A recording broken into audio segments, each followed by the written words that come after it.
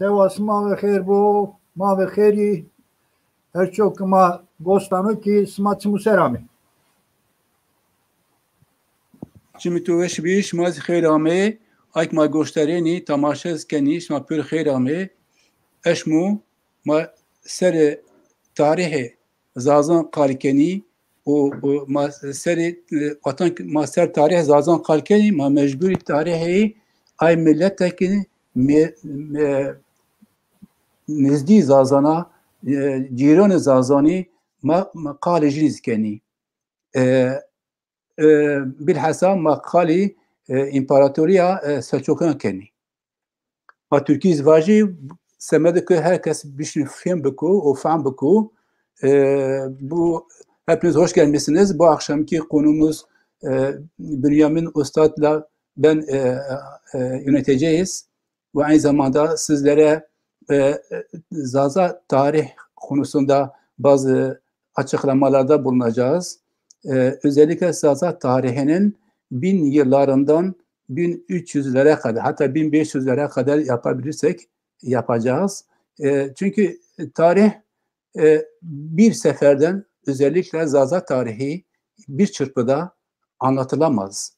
Çünkü Zaza tarihi biz diyoruz ki Bünyamin hocam da bunu benimle hemfikirdir bu konuda. Milattan önce 30.000 hatta 35.000 yılına kadar giden bir tarihtir, bir süredir ve bir süreyi biz bir çırpıda anlatamayız.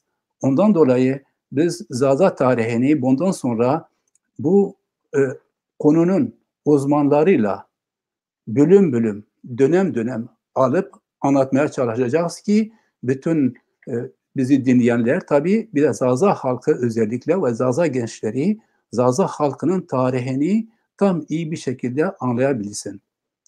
Böylelikle sorun kalmaz. Çünkü her sefer her şeyi tekrardan anlatma gereksinimi olmaz.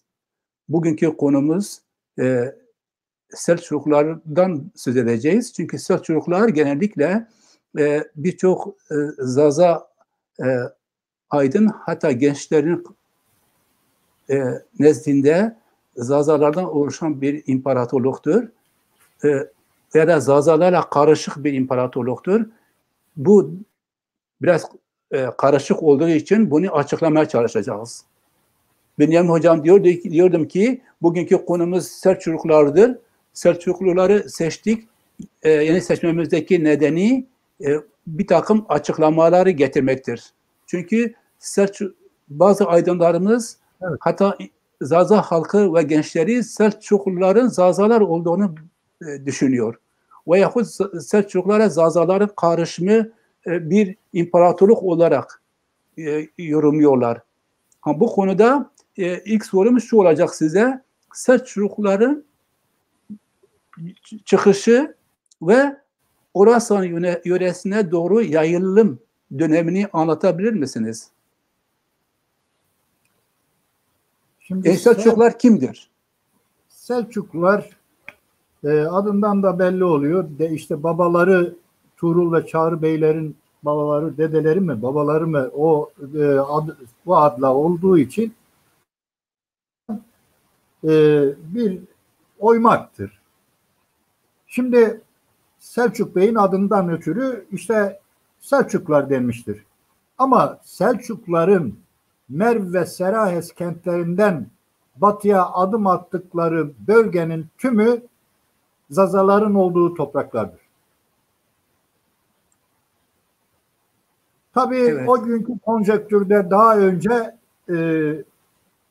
başka kavimler girdi İran platosuna ve benzeri yerlere, yani Anadolu'da dahil olmak üzere.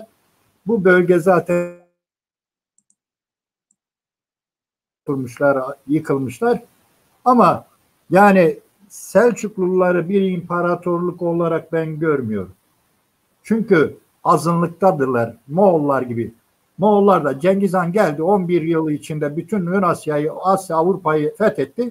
11 yıl içinde de tükendi gitti. Yani bunlar göçebe halklardır. Hiçbir zaman yerleşik olmazlar. Yani bugün Türkiye'deki Türkler, Türk menşeli insanlar da sırıtır. yani şeye bocalarlar.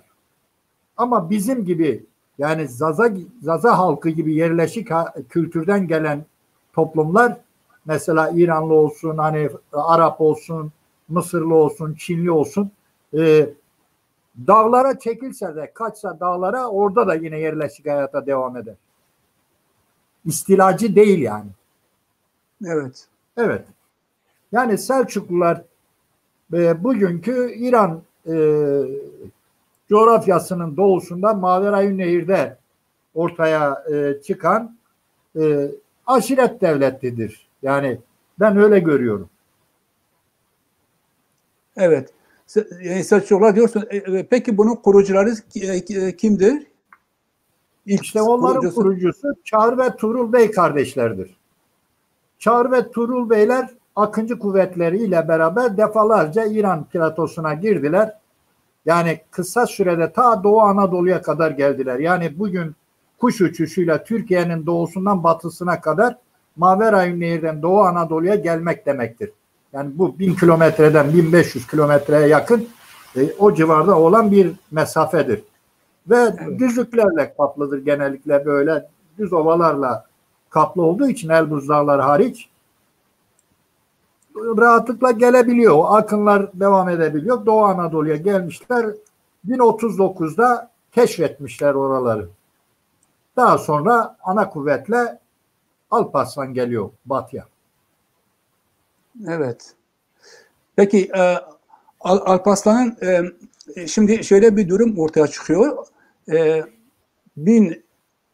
1039'larda diyorsunuz ki Selçuklular Orasan'a geliyorlar. Öyle mi? Hayır, Doğu Anadolu'ya keşiflere geliyorlar. Yani Keşiflere, evet. Akıncı kuvvetlerle Çağrı Bey'le Tuğrul Bey kardeştirler. Evet. Çağrı Bey'in çocukları var ama Tuğrul Bey'in yoktur. Tersi de olabilir. Uzun süredir pek takip etmiyorum. Birisinin çocukları yok. Tuğrul Bey'in çocukları yok. Dolayısıyla Çağrı Bey komutandır. Tuğrul Bey devlet başkanı gibi görev yapıyor. Çağrı Bey Akıncı kuvvetler olarak, yani çok az kuvvetlerle, o hafif süvari atlılardır zaten Türkler. Dolayısıyla batıya hızla geliyor. Oraları keşfettiler. Doğudan daha zengin yerler olduğunu gördüler. Müsait bir ortam vardı. Çünkü büyük devletler orada zayıflamışlar. O tarihlerde Samanoğulları devleti var. Dolayısıyla o da can çekişiyor. Moğol istilasından sonra bu durumda buraları buldular yani. Evet. Peki onların Orasan'a gelme dönemi şeye takabül ediyor. Zazaların bir takım o alanda hanedanlıklara sahip olduğu döneme rastlanıyor. Yani Tuğrul Bey'in yani Selçuk Bey'in daha doğrusu iki oğlu Tuğrul ve Çağrı'nın Orasan'a gelişleri, Gazniler de var tabii. Gazniler de var ama o Orasan bölgesinde, daha doğrusu Deylen bölgesinde bir sürü Zaza hanedanlıkları da var. Ses düzgün gelmiyor Vedat Usta. Ses şimdi geliyor mu? Ses geliyor mu hocam? Alo. Evet, ses geliyor mu? Ses galiba kesildi. O sesler güzeldir, devam edin. Tamam. Şunu soruyordum hocam. Selçuklulardan, yani Tuğrul ve Çağrı'nın Horasan'a gelişleri, Horasan bölgesinde, yani Deylemistan dediğimiz bölgede, Deylen bölgesinde bir sürü Zaza hanedanlıkları mevcuttur. Bu hanedanlıklar Tuğrul ve Çağrı'nın gelişleriyle birlikte ortada kayıp mı oluyorlar, yoksa onlara katılıyorlar? Yani onlara mı katılıyorlar, yoksa onlara karşı mücadele veriyorlar?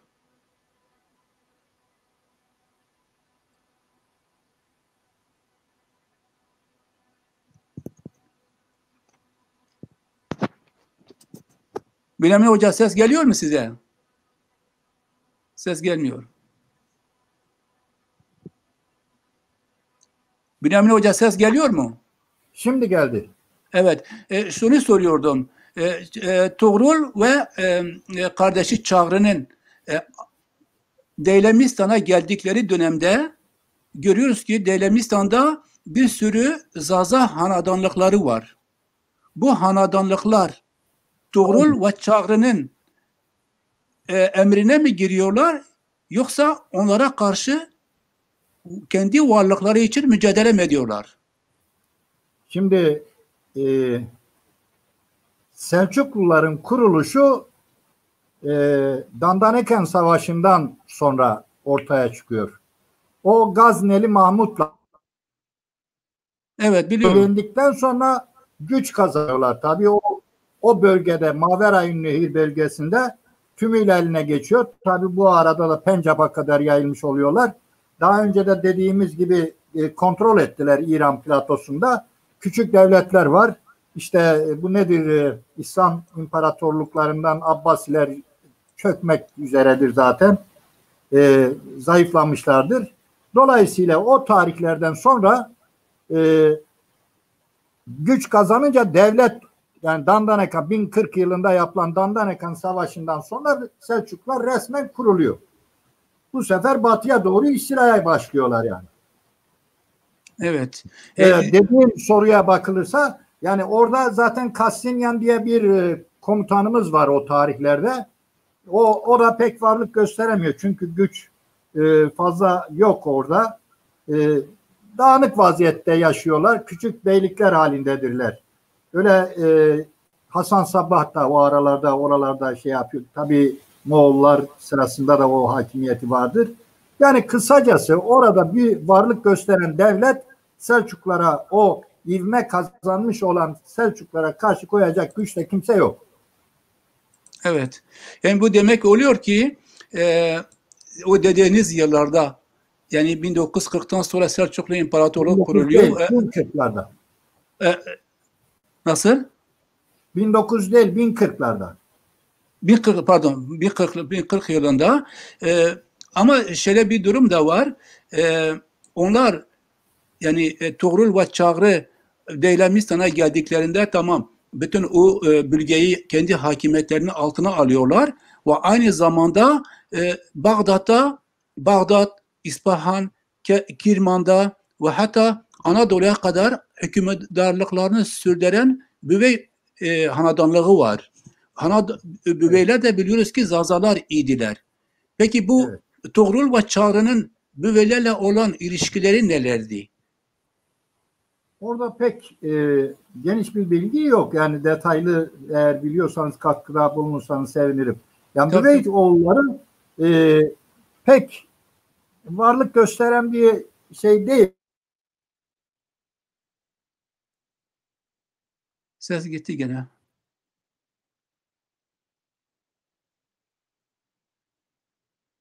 Alo, alo. Ses gitti mi? Ses kesildi tekrar.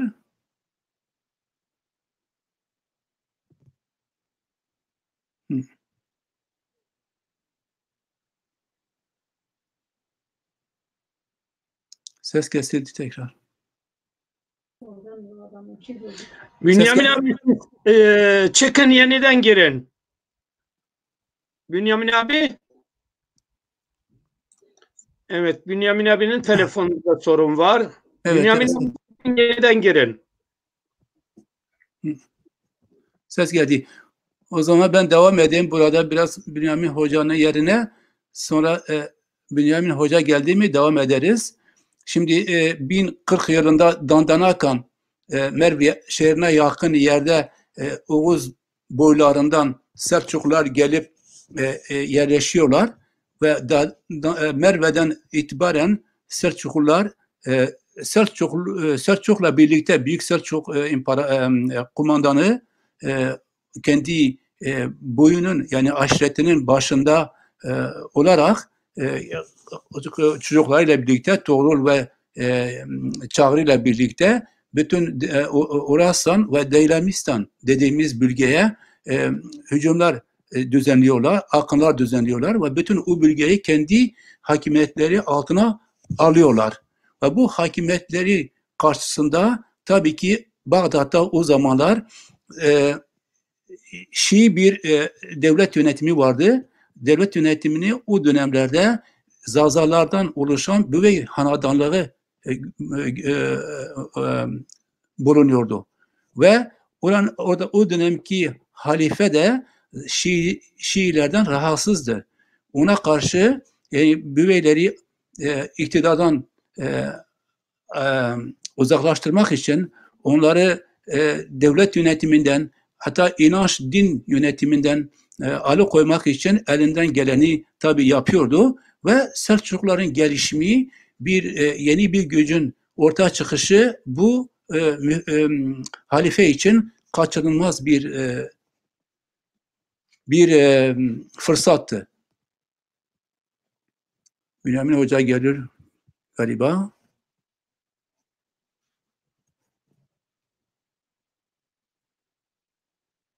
Gelmedi. Ama 1040 yılında dedik Dandana Savaşı'nda Selçuklular galip geliyorlar. Ama tabii Dandana Savaşı'nda Büyük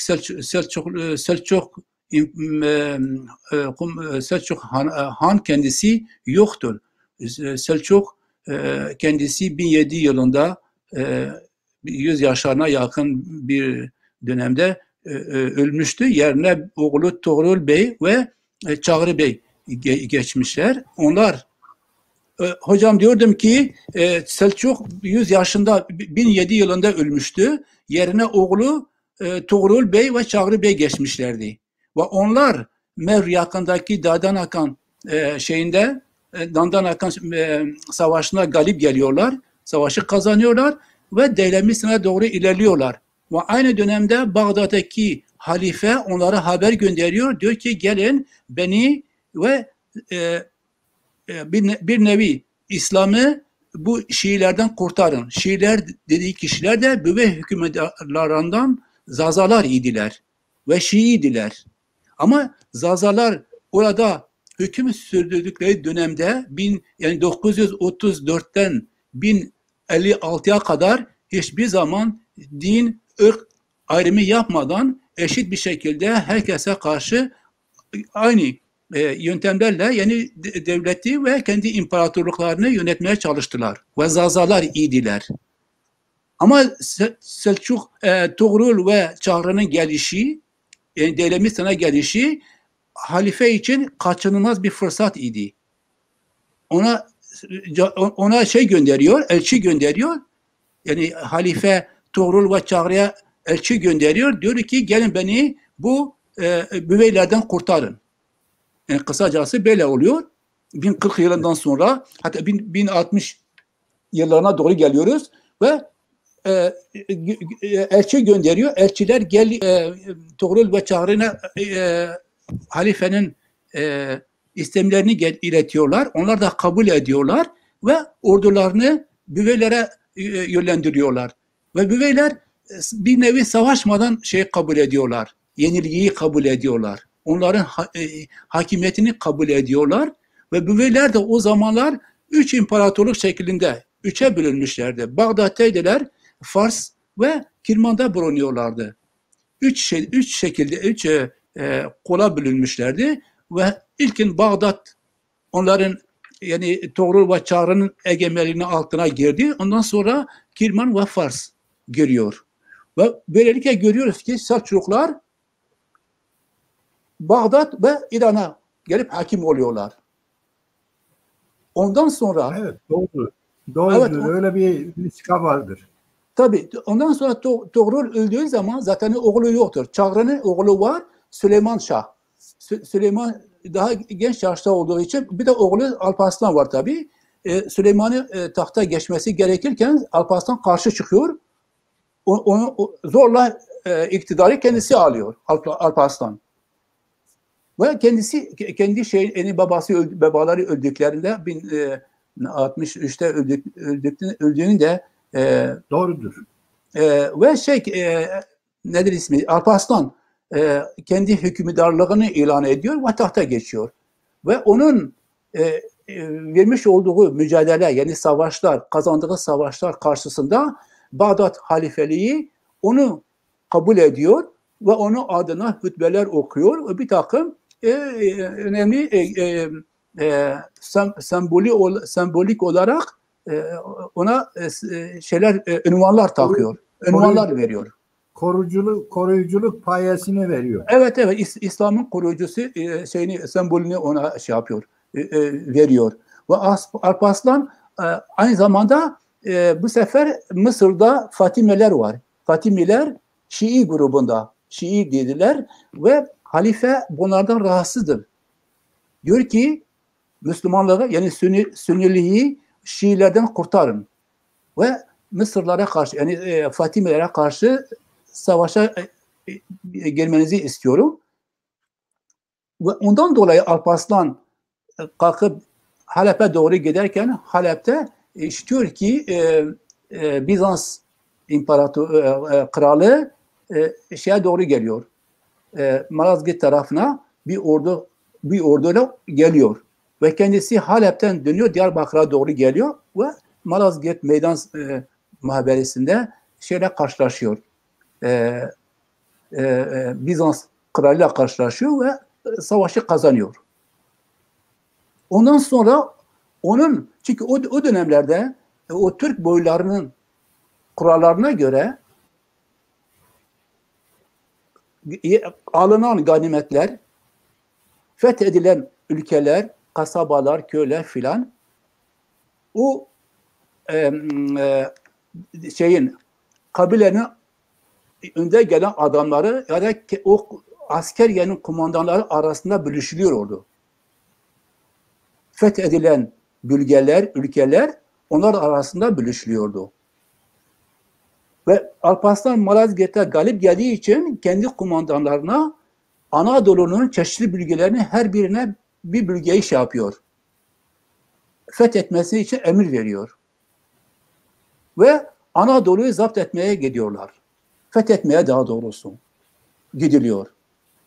Tabii ki ondan önce de daha Ertuğrul ve Çağrı dönemlerde görüyoruz ki İspahan, Kirvan, zaten Bağdat alınmış, Deylebistan almış. Ondan sonra Suriye'de alınıyor ve görüyoruz ki Suriye Selçukluları kuruluyor. İmparatorluk orada da kuruluyor. Kirman'da da kuruluyor ve Bağdat'ta da kuruluyor. Ondan sonra Anadolu'ya yöneliliyor. Anadolu'ya bu sefer görüyoruz ki bir sürü boylarla, Türk boylarıyla Anadolu fethine Türkler girişiyorlar. Size bırakıyorum sorunu. Bundan sonraki gelişmeleri konusunda, çünkü bundan sonra bizim Zazalar için önemlidir. Bu durum böyle iken, bu ortamda, daha doğrusu bu durum bu iken Zazalar kimlerle hareket ediyorlardı sizce bu dönemlerde? Şimdi Yani ben biraz geç demin anlattığın o olayları öyle çok basit değil, çünkü Zaza basit. Tarihi açısından çok önemli şeyler başlıyor orada. Tabii. İlkler başlıyor. Bu sefer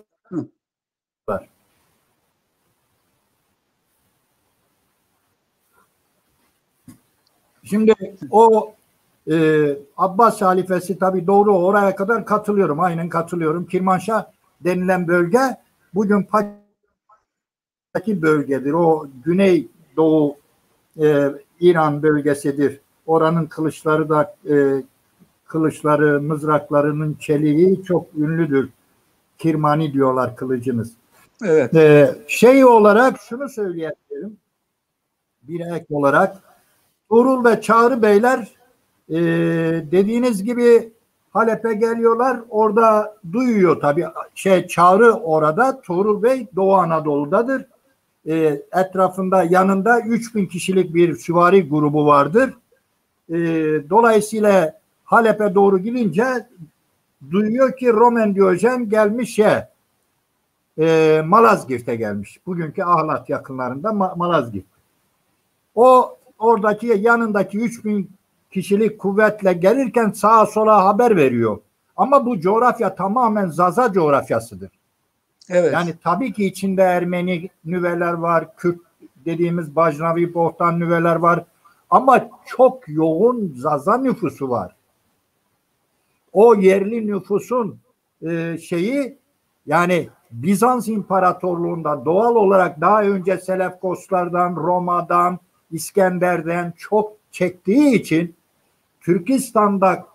Türkistan'a kadar Part devletinin zamanında da diyalogları olmuştur Orta Asya'daki aşiretlerle. Yani ben Türkleri bir millet olarak saymıyorum o dönemde. Çoban halklar diye geçiyor kaynaklarda. Yani çoban halklar bölgesi. Mançu da var orada. Tibetli de var. Pencaplı da var. Sasani de var. Ermeni de var. Yani her çeşit milletten çobanlar vardır orada. O bölgede. Dolayısıyla çoban halklar bölgesi diye geçer büyük literatürde. Şimdi bunlar Doğu Anadolu'ya geldiklerinde, yani Ahlat yakınlarına Ahlat diyorum, Malazgirt yakınlarına geldiklerinde Alparslan'ın kuvvetleri 5000 kişi. Haber salıyor her tarafa. Orduların toplanmasını istiyor bölgede. Tabii Roman Diyojen konuşlanmıştır. Zırhlı ordusu vardır. Piyade ordusu vardır. 200 bin kişilik bir ordu diye geçiyor tarihte. Tabii bu bilgi herkesçe kabul ediliyor. Dolayısıyla toplanan ordu olarak Malazgirt önlerine geldiği zaman Roman Diyojen'in karşısında 200 bin kişinin karşısında 40 ile 50 bin kişi toplanıyor. Fakat Türkistan'da, yani bugünkü Horasan diyelim, daha doğrusu Horasan bölgesi o zaman Zazaların çok yoğun olduğu bir bölgedir. Deylaman doğusundadır. Dolayısıyla oradaki halkın içinden de askerler var şeyin içinde. Alparslan'ın kuvvetleri içinde. Bakın dikkat edin burayı. İşte burada bizim Zaza halkımızın civan mertliğinin karşılığında ta 38'lere gelen katliamları biz görüyoruz bu halktan. Şimdi orada Roman Diyojen'in karşısında savaş başlarken işte tunturaklı anlatımlar var orada, işte bilmem cuma günü namaz kıldı, atının kuyruğunu bağladı, bilmem kefen giydi, bilmem ne yaptı. Onlar kaynaklarda kendi tarihlerini tabii ne olacak övecekler Türk tarihlerinde. Şimdi Roman Diyojen'in ordusunda da Zazalar var. Bakın çok dikkatinizi çekiyorum sayın izleyiciler. Bir tarafta Malazgirt'e gelen Türk kuvvetlerin içinde de var. Bir tarafta da Roman Diyojen'in Anadolu'dan topladığı ordunun içinde de Zazalar var. Bu Zazalara Zazalar denmiyor. O tarihlerde Komaten deniyor. Komaten. Dikkatinizi çekiyorum. Komatenler Roman Diyojen'in şeylerinde tabii Türk tarihlerinde anlatım biçimiyle ne deniyor onlara? Türkmen aşiretleri diyorlar genellikle. Türkmen aşiretleri Alevi Zaza olanlardır. Bakın dikkat edin. Yani biz artık kendi göbeğimizi kendimiz kesmemiz lazım. Roman Diyojen böyle de yaptı. Öbürü bilmem ne yaptı. Ben kendi tarihimi anlatmak zorundayım. Buradaki her iki ordunun içinde olunca çok büyük zulüm gördükleri için Hristiyan aleminde o tarihte Hristiyanlık var, var. Roman Diyojen tabi biliyor.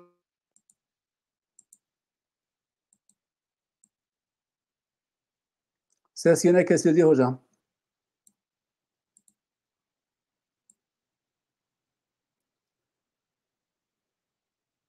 Ses kesildi Bünyamin Hoca. Vedat Bey beni duyuyor musun? Evet evet. Ben bazı sorular ekrana geliyor. Siz ekrandan takip edin. Çünkü Bünyamin abi yeterince ekranı takip edemiyor. Evet evet. Var. Hemen bir soruyu soralım. Neyse ben ekrana getiriyorum. Siz ekranda devam edin. Dolayısıyla Anadolu'daki halkın askerleri bir bakıyorlar ki gelen adamların içinde Türkçe konuşuyor, Zazaca konuşanlar da var. Yani naralar atılıyor, bir iletişim sağlanıyor. Dolayısıyla orada o komatenler saf değiştiriyor. Bakın komatenler. Yani Alevi zazalara komaten deniyordu ya, katliamlara uğramışlar. Dolayısıyla evet. o komatenler Alparslan'ın ordusuna katılınca Roman Diyojen'in ordusunun disiplini bozuluyor. Tam tersine azınlıkta olan Alparslan'ın ordusu büyük bir moral ve kazanıyor, savaşı kazanıyor. Peki hocam Ama Türk tarihinde ne deniyor bunlara? İşte Kuman Türkleri deniyor bunlara. Bakın hocam, dikkat edin. Hocam, Kuman Türkleri diyorlar. Böyle bir Kuman Türk. Bünyamin hocam. Evet. Burada önemli bir şey soracağım. Komenterler evet, dinliyorum. Çünkü ses kesildi, anlaşılmadı. Neden komenterler Bizanslardan ayrılıp Alo, ses geliyor mu Vedat hocam? Ses geliyor çok güzel. Ses güzel. Dedim neden komenter Zazalar Bizanslardan ayrılıp Alparslan'a katılıyorlar?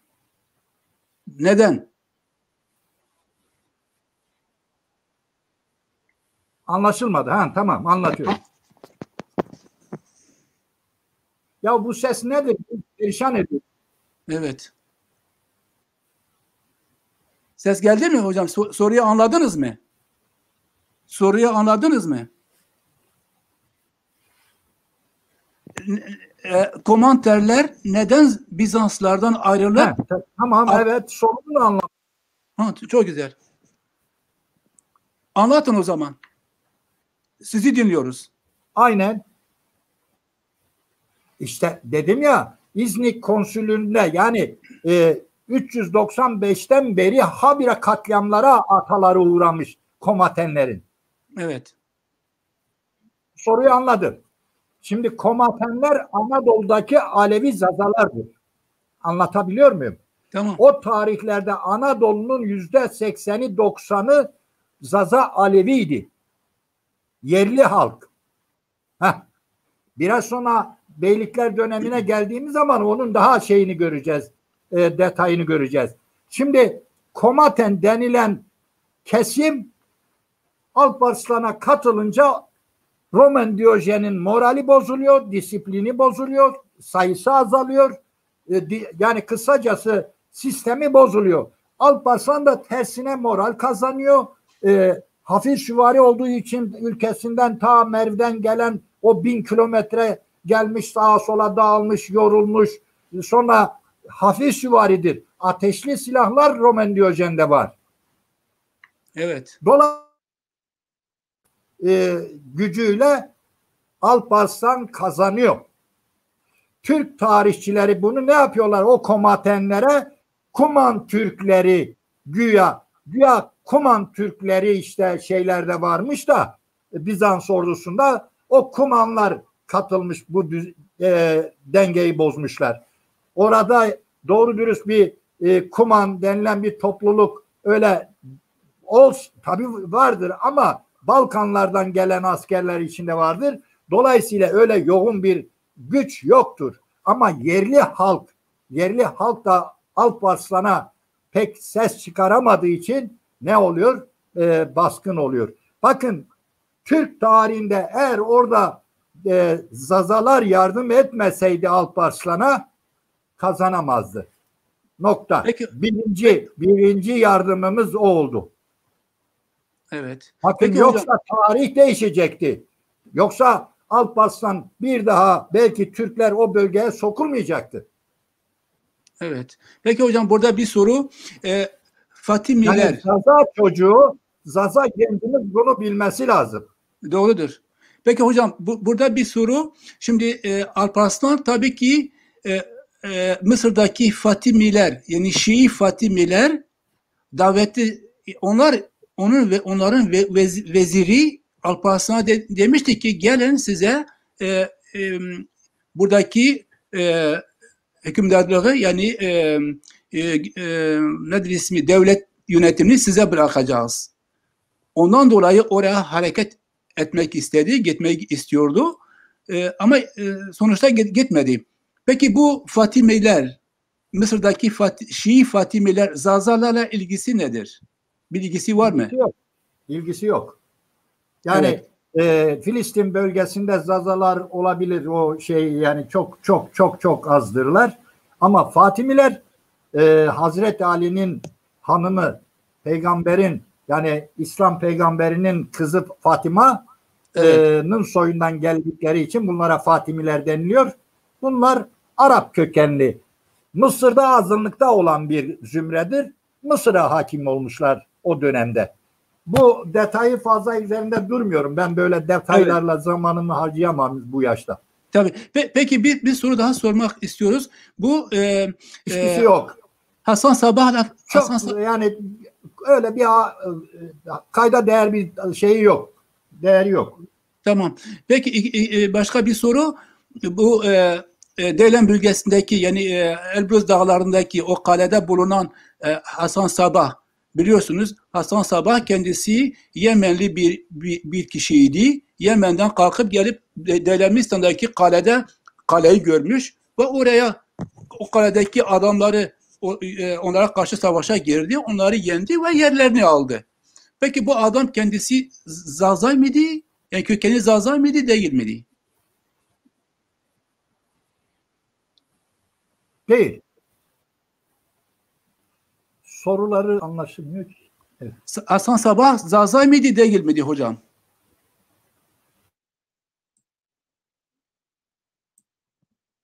Ses gelmedi mi hocam? Yine kesildi galiba.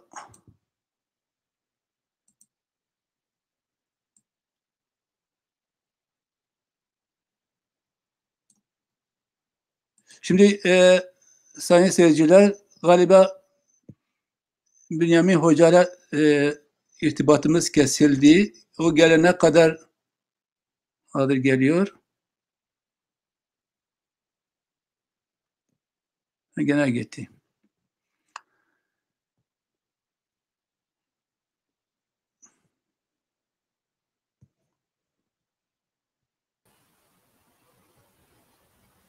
Hocam ses geliyor mu şimdi? Ses geliyor mu hocam? Alo. Evet, ses geliyor mu? Sesin iyi ama kesildi. Şimdi geldi. Ha. Evet. Dedim Hasan Sabah. Evet, geliyor. Evet, Hasan Sabah. Yok, geliyor, sesin geliyor. Çok güzel. Zazalarla ilgili Hasan Sabah Zazalarla ilgili bir şey var mı diyeyim? Bir ilişkisi var mı? Şimdi Hasan Sabah'ın özelliği farklıdır. Artı Yemen'den geldiği söyleniyor. Evet.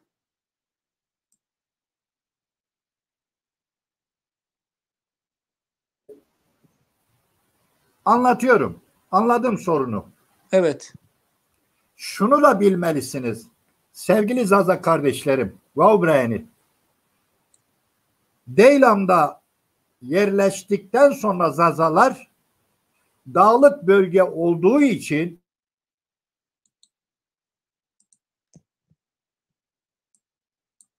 Hocam sesiniz kesildi.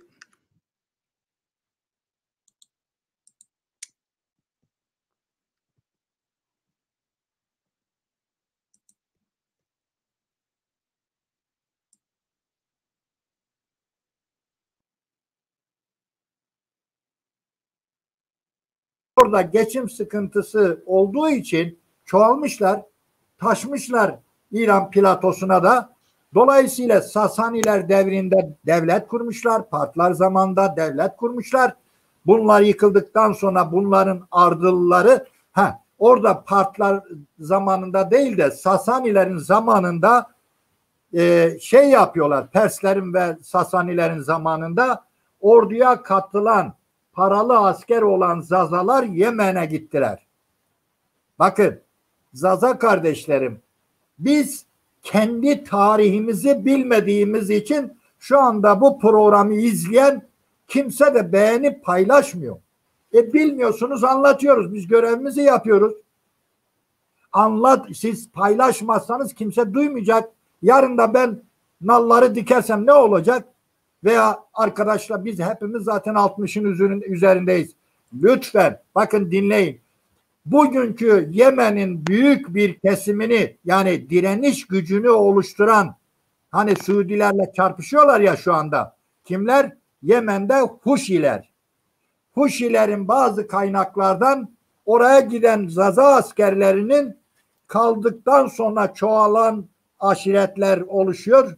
Dolayısıyla oradan bilir. Tam kesin olarak biz Zaza diyemeyiz ama yani o bölgede Huşilerin bakın özellikle Huşilerin Zazaların kökeninden geldiği üzerinde bilgiler var. Tabi bu Hasan Sabah bir Şiidir.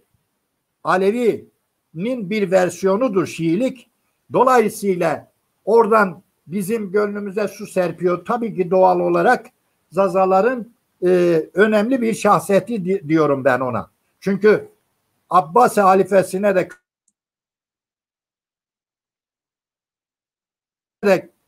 kök söktürmüştür. Yani Celaleddin'e de kök söktürmüştür o adam. Dolayısıyla iyi bir örgütçüdür. Kimisi onu kötü anlamda şey yapacaktır. Mustafa Kemal'i Alevi sayanlar da vardır. Yerden yere vuranlar da vardır. Evet. Peki hocam, ses geliyor değil mi? Yani geliyor. Eğer özetlersek o 1000 yıllarından, yani 1000 yılından 1071'e kadar, yani Alparslan'ın Malazgirt Meydan Savaşı kazanımına kadar Zazalar oradaki Türk boylarının himayesinin altına giriyor. Hayır orayı yanlış söylemeyelim. Himayesini tam olarak söyleyemezsiniz. Söyleyemeyiz. Neden söylemiyoruz? Orada baş kaldıran, bakın gelen her kuvvete karşı baş kaldıran kuvvetler genellikle oradaki Deylamist veya Horasan'da bulunan işte Samanoğullarının nüvesiyle karşı çıkmıştır ilk zamanlarında.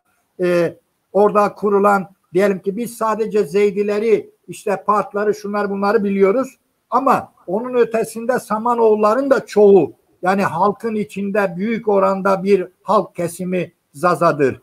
Artı Harzemşahlar da aynı şekilde. Harzemşahların da yerli halkı yani bundandır. Nitekim Celaleddin Harzemşah'ı çok beğenirim kişilik olarak. Önemli bir komutandır. Yani Cengiz'e kök söktürmüştür. En sonunda geliyor Doğu Anadolu'ya sığınıyor. Tek başına. Bakın tek başına. Düşünün 5 sefer ordularıyla orduları yok oluyor çarpışa.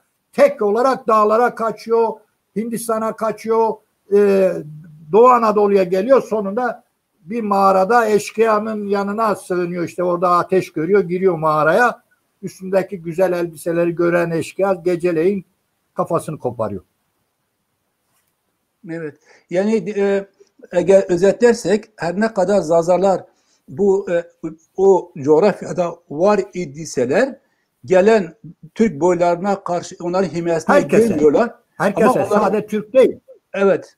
Bütün yani o güç durumuna gelenlerle şey yapıyorlar. Onlara karşı ayaklanıyorlar. Onların himayesine girmemeye çalışıyorlar. Ama tabii ki sonuçta ister istemez onlara bağımlı kalıyorlar. Tabii ama direniyorlar. Tabii direniyorlar. Sonuçta onlara bağımlı kalmalarına rağmen kendi ama şunu söyleyelim. Bakın Zaza tarihini yazıyoruz. Biz Zaza tarihini anlatıyoruz.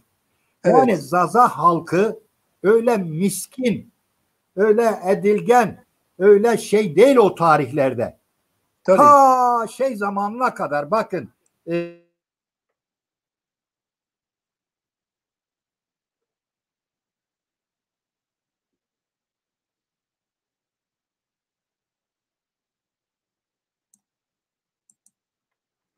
Yine ses kesiliyor hocam.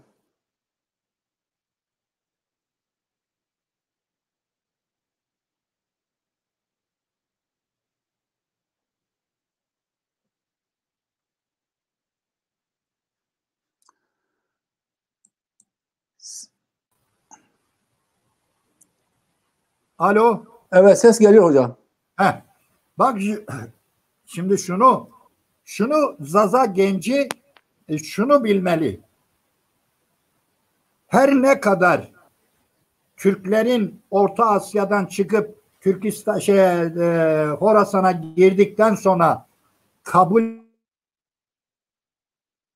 tarafından zorlukla ama çok sadık bir toplum olarak ve direngen bir yapıdadır. Şu anda da hep Zaza inadı var ya deriz. Evet. Zaza inadı direnişçi bir yani özgürlükçü yanı vardır bu toplumun. Bakın Tabii. yani binlerce defa kırımlara uğruyor. Gene de kalkışıyor. Bakın Osmanlı döneminde görüyoruz. Celali isyanları olsun bilmem neler olsun. Yani Deylam adı zaten onun için tarihe geçiyor. Bakın Deylam'daki kabileler çok zorlu kabileler anlamında adı geçiyor tarihe. Evet. Yani boydan boya İran'ı geçiyorlar. İskender geliyor bütün Anadolu'dan geçiyor. Biz yani o dönemdeki Anadolu halkları parçalanmış. Ondan sonra İran'a gidiyor. Hızını alamıyor. Hindistan'a takılıyorlar hep. Hep takılıyorlar. Nitekim İslam orduları da geldiği zaman yine takılıyorlar. Ama çok kırımlar oluyor işte. Onun yüzünden. Evet. Yani direngen bir halk.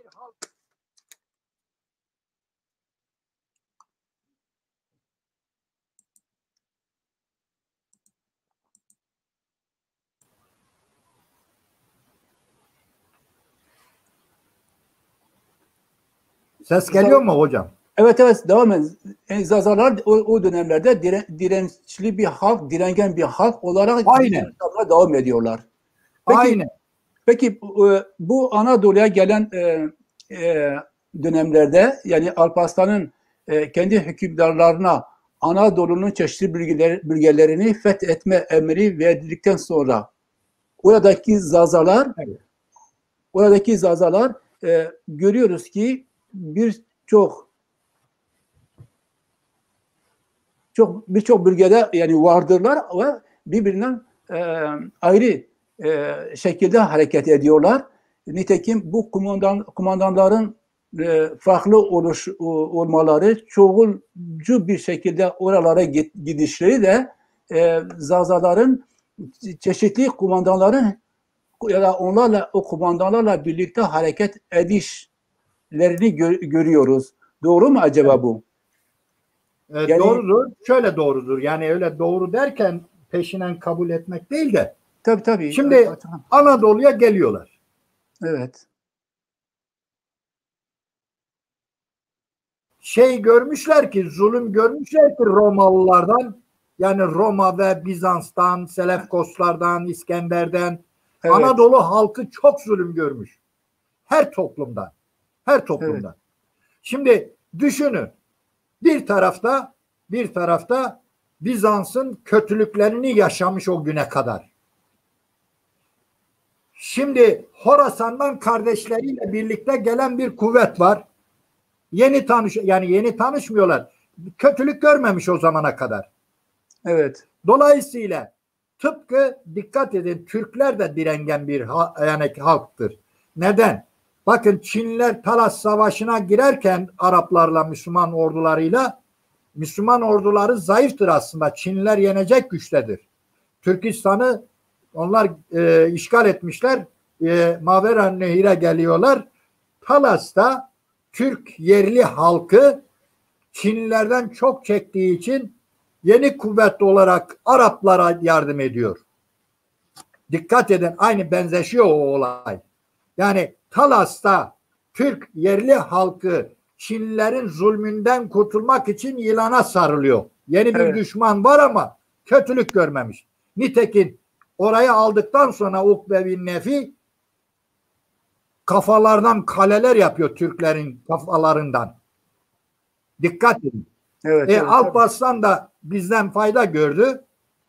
Şimdi Alparslan'ı alalım. Alparslan doğuda bir isyan çıkıyor. Oraya dönüyor. Ne yapıyor? Yanına tabii Doğu Anadolu'yu alınca oradaki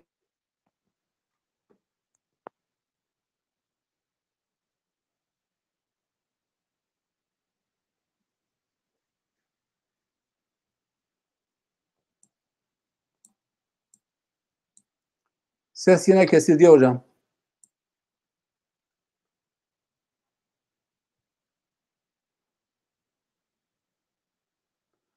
Bünyamin Hoca'yla sesimiz kesildi. Daha doğrusu yayın, irtibat kesildi. Bu yayının sürekli kesilişi bizi zor duruma sokuyor. Aman.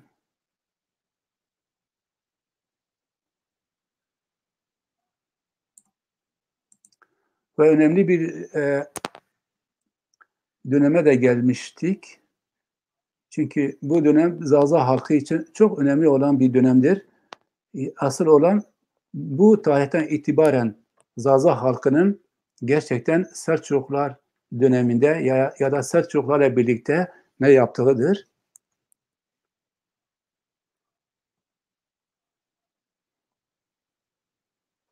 Çünkü birçok kaynaklarda görüyoruz veyahut birçok insanlar da söylüyorlar bunu, bilim adamları. Selçuklularda isim değişikliği, örneğin Keykusrev, Keyhüsrev, Keykubat gibi terimler, bu isimler aslında Zazacıları çağıran isimlerdir. Ama özüne baktığımızda bu isimler Farsi isimlerdir. Zazalarla herhangi bir ilişkisi yoktur. Her ne kadar yani Zazaca, yani Avesta dili Farsçanın da ana temeli ise de bunlar Farsçadan gelen terimlerdir. Çünkü Kirman Selçukluları İran'da kurulan bir devlet yapısı idi. Tabii Büyük Selçuklulara bağlı idi.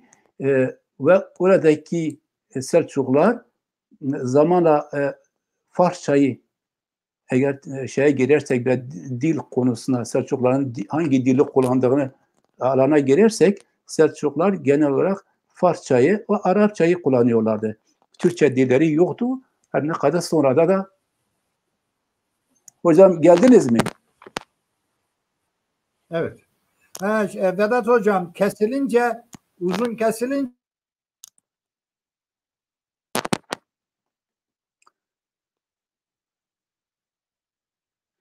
kesilince ben müdahale ediyorum ama ben istemiyorum. Ben fazla müdahale edeyim. İsterim ki siz anlatasınız.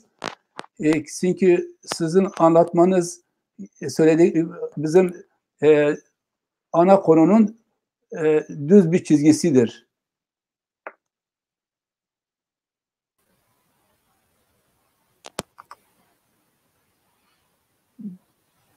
Hocam tamam, şimdi ekrandasınız. ses geliyor. Şöyle ikaz edeyim. Uzun süre kalınca yani kaybolunca bana e-mail gönderin, o zaman bağlantı tekrar açılır. Tamam. Evet, sorunuza gelelim. Siz devam edin. Biz demiştik ki tamam, anladım, hatırladım. Şimdi geri dönünce kuvvetleri zaten az. Zaten yerli halktan kimse yok. Kendisine sığınmış demeyelim. Çünkü askerlerin bir kısmı Roman Diyojen'in tarafından bu tarafa geçtiler ya. Evet. Dolayısıyla Alparslan Doğu Anadolu'da hakimiyeti kurunca, yani savaşı kazanınca Roman Diyojen geri gitti. Kayseri'de gözlerine mil çekildi vesaire. Doğu Anadolu'da tümü Selçukluların eline geçti. Tabi Anadolu'dan beyler de şeye katıldılar. Alparslan'a katıldılar. Bakın orada yine dikkatinizi çekiyorum, Zazalar. Zazalarda yok ki. Perişan vaziyetteler. Kime anlatıyoruz ki? 3-5 tane var. Onlar da canımız, ciğerimizdir. Onun dışındakiler gerçekten tarihe yakışmayan insanlar. Yani tarihlerimizde bu kadar kötü olamamışız. Bu kadar vicdansız olamamışız. Tarihte bu kadar yani kendimizi aşağılık görmemişiz. Kendimizi aşağılık görüyoruz. Yani aidiyetimiz yok ya. O kadar tanrıların dili diyor Dersimli, ama diyor ki ben Kırmancı. Bak, tanrıların dili diyor. Evet. Ama utanmadan yerel dili hemen yapıştırıyor o sitelerinde, Kırmançki, Zazaki diyor. Yani Onu da katalım gibisinde. Ya ayıp. Hızır belanızı verir yoksa. Şimdi Hocam çok, evet. diyelim ki Kutalmışoğlu Süleyman Bey. Pardon.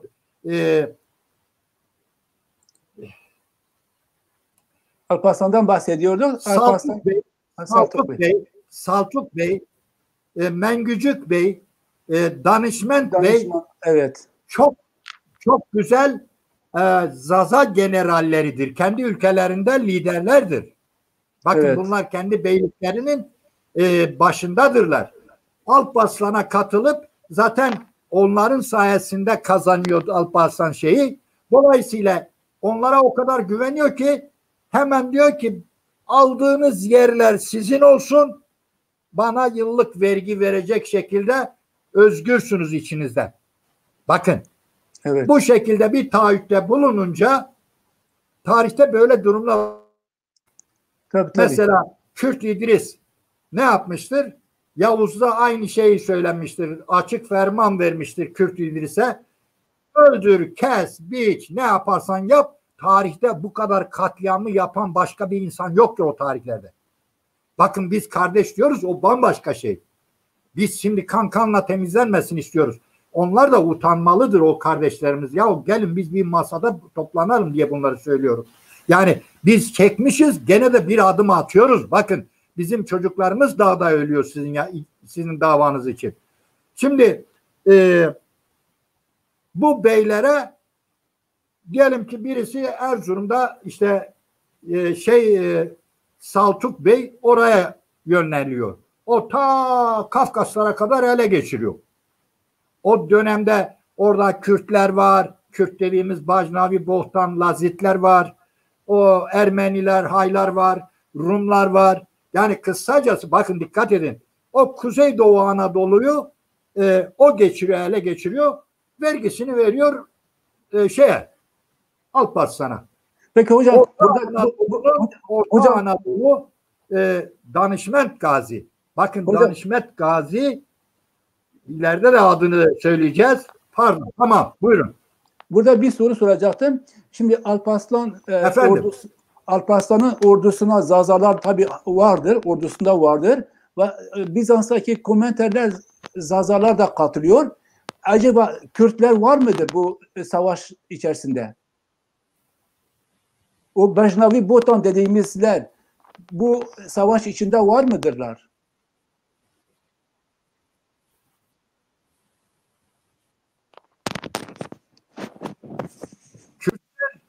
Bakın anladım sorunuzu. Tabii ki varlar. Tabii ki varlar ama yani böyle belirgin olarak güçleri yok. Ya arkadaşlar, dostlar, tamam. Kürtler dediğimiz bu Bajnavi, Bohtan, Lazitler Yavuz Selim zamanında o fermanla Hakkari'den kuzeye ve batıya geldiler. Evet. Lütfen batılı tarihçilerin algılarıyla biz şimdiye kadar eğitildik. Ya ben terimi koyuyorum bu tarihin içine. Kanın gerekirse katılsın bu tarihe. Bakın yeni şeyler söylüyorum. Eğer Zazalar olmasaydı Alparslan hiçbir zaman kazanamazdı. Şimdi orada o güveni duyunca adam ne yapıyor? Bölgelere salıyor. Ancak şunu yine söylüyorum. Ordusunda vardı Türkistan Horasan'dan gelme askerler olabilir. Dolayısıyla vardı ki demek ki katıldılar buradan. O komatenler Anadolu'nun yerlileridir. Yani Deylan'dan değil. Onun tabii. Ordusunda yoktu. Bu komatenler denilen Zaza Aleviler. Dolayısıyla yeni tanıştılar ve gönülden yani sadık insanlardı. Kürt askerleri diyelim hiç tarihte adı geçmiyor. Tam tersine Zazaların aleyhinde her zaman bulunmuşlardır. Yani çünkü Zaza toprakları önünde duruyor. Anlatabiliyor muyum? Yani Evet. bu kadar şiddetle Kürt'e karşı görünür gibi görünüyor olabilirim. Ama gerçek bu, ne diyeyim? Çünkü Horasan'dan tut, şimdi orada şu da var. Yani Kürt tarihçileri diyorlar ki biz Alparslan'a Kürtler yardım etmeseydi kazanamazdı. İşte bak, senin kanını kendi masasının başına şey olarak, koz olarak koyuyor başkalarının karşısında. Tarihi yazarken. Yani senin tarihini yutmak istiyor. Sen kan vermişsin, o hazırlayıp konuyor. Bana bir belge göstersinler. Bakın, Türkler bile Kumanlar diyor. Kumanlar bugünkü bizim yani Alevilerin o zamanki Anadolu'da Bizansların ve Romalıların verdikleri ad, yani Komatenler dedikleri halk Kürt demiyor. Yani Kuman diyor çünkü benzerlik vardır. Dolayısıyla daha rahat asimile edilebilir. Yani elinden o kozu alabilir. Biz şimdi şunu bilmeliyiz. Biz herhangi bir millete ihanet etmemişiz. Bakın, bunu kimse yazmıyor ki tarihte. Evet. Ama belgeler gösteriyor. Bakın, ben diyorum ki katıldılar, savaşı kazandılar Türkler. Daha Kurtuluş Savaşı'nda neler, yani defalarca Türkler yok edilmek üzereyken Zazalar kurtarıyor. Yani Sünnisiyle, Alevisiyle. Tam tersine şu anda kimler karşı karşıyadır? Kürtle Türk karşı karşıyadır. Evet. Peki bu dostluklar, bakın dikkat edin, fermanlar onlara verilmiş. Onlar Türklere karşı, ama Zazalar yine Türklere destek veriyor. Var olan düzeni. Hocam biz konumuza dönelim. Evet, ama konumuzla ilgilidir. Bakın şunu unutmayalım. Yani Anadolu o zaman %60-80 arasında halk Zaza kökenli kardeş halkların insanlarıdır. Evet. Desteği olmadan bir devlet orada ayakta duramaz. Onu benimsediğimiz zaman yarın masa başında dersin ki kardeşim, bak işte ben sana yardım ettim. Tarihin önemli dönüm noktalarından birisini senin lehine çevirdim. İnsansan bil. İnsan değilse ben ne diyeyim sana? Evet. Yani en azından onu söyleyebilelim. O hakkımız var. Tabii. Tabii ondan sonra Alparslan'ın kumandanlarından danışmentler diyorsunuz, Zaza kökenli danışmentler. Yani Bunda saf, danışment gazi saf Alevilerin de mürşididir. Yani Aleviliğin mürşidi, lideridir. Dini ritüelleri de yürüten kişidir. Evet. Yani biz onlara dede diyoruz, Seyit diyoruz. Hani Şehit Rıza gibi. Evet tabii. Peki bu danışmanların gelişmesi nasıl oluyor? Danışmanlarla birlikte. Bir adam. Peki başka Zazalar var mıdır? Ya neler diyorsun? Anadolu'nun tümü diyorum hemen hemen ya. Yok, şey olarak söylüyorum. Yani öyle güçlü bir şekilde bir hanedanlık şeklinde hükmedebilecek bir Zaza grubu var mıydı danışmanların dışında? Karamanoğlu da var. Evet. Ondan sonra Mengücük Bey de var. Anadolu'daki bütün beyliklere dikkat edin isimleri. Hiçbirisinde Tarkan, Noyan ismi var mıdır Türk olsun? Ama Türkmen aşiretler diyor. Türkmen beylikleri diyorlar. Tabii. Bakın ya, ben anlatamıyorum yani galiba. Şimdi tarihi biz yani var olan kaynaklar bizim lehimize değildir. Tabii, Anadolu sanki bomboştur o dönemde. Anadolu'da insan sanki yok. Bizans gelmiş, trit atmış içinde, sahip gelmiş, boş topraklara sahip olmuş. Selefkoslar boş topraklara sahip olmuşlar. İşte efendim İskender boş topraklar. Ya ben şu anda oraları yazıyorum. Ya diyorum ki 3000'den evvel, bak ta eskilere gidiyorum. Şimdi bu dönemde zaten asimile edilmiş birçok halk. Bakın Şii diyoruz. Evet. Tabii şimdi hocam Zazalar yani var olan Candaroğulları, işte zaten bu 3 tane beylik Alparslan'ın kuvvetlerine katılıp oraları Türkler adına fetheden iç işlerinde serbest beylerdir. Bunlar Türkistan'dan gelmediler. Bunlar yerli halkın liderleridir. Evet. Şimdi hocam doğru söylüyorsunuz. Amaç bizi dinleyen Zazalar, Zaza gençleri, Zaza halkını anlaması açısından soruyorum soruları. Yani Evet, tabii o yani biz tabii ki Anadolu Zazaların ana yurduydu biz diyoruz. Ama o dönemlerde Zaza halkı adına hüküm süren hanedanlıklardan ya da hanedanlıkların ismini öğrenme açısından soruyorum soruları ki insanlarımız bilsinler ki filan filan hanedanlık Zaza idi ama Selçuklara bağlı veya da Selçuklara karşı savaşan bir hanedanlıktı. Örneğin danışmanlar belli bir dönem sonra Kılıç Arslan'a karşı savaşıyorlar, savaşa giriyorlar. Hatta Bizanslarla bir anlaşma bile yapıyorlar. Ve ondan sonra 1775-76 yıllarında görüyoruz ki tekrar Selçuklular onları yeniyorlar. Selçuklular yani danışmanların yaşamlarına bile son veriyorlar. İşte onu, bu tür hanedanlıkların isimleri yani gelişmelerini seyirciler açısından anlatmak bence daha verimli olur.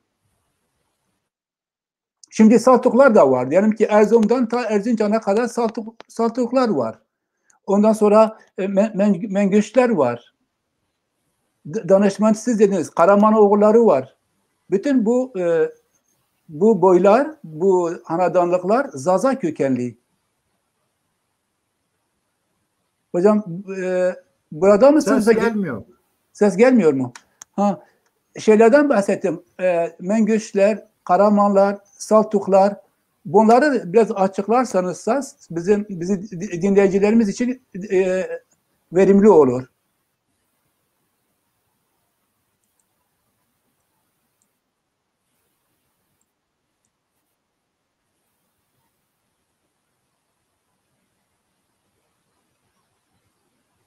Ses kesildi mi hocam?